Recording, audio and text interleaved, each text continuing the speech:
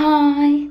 அதாவது டெய்லி காலைல டிஃபன் பார்த்துட்டிங்கன்னா, இட்லி, தோசை அப்படிங்கிற மாரி ஒரே மாரி போரிங்காகவே இருக்கிற மாரி இருந்துச்சா, சரி ஓகே இன்றைக்கி மிளகு பொங்கல் பண்ணலாம் அப்படின்னு சொல்லிட்டு ஒர்க்கை ஸ்டார்ட் பண்ணிட்டேன்.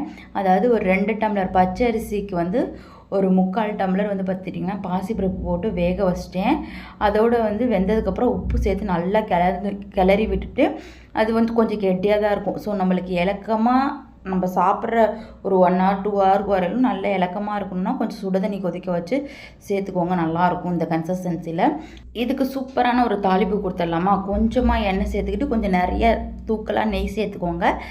மிளகு வந்து தட்டி சேர்த்துக்கிட்டாலும் சரி, இல்லை அப்படியே முழுசாக சேர்த்துக்கிட்டாலும் சரி.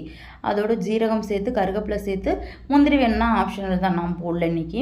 ஸோ நல்லா ஒரு தாளிப்பு செஞ்சு அதோடு சேர்த்து கலரிட்டோம்னா பொங்கல் சூப்பராக தயார். ஸோ பொங்கல்லே கொஞ்சம் ஆயில் அதிகமாக இருக்குது, அதனால தாளிப்பே இல்லாத சட்னி செஞ்சுட்டு சாம்பார் செய்யலை. அதோட சிம்பிளாக பொங்கல் சாப்பிட்டுட்டு நானும் அப்படியே ஒர்க் கிளம்பிட்டேன்.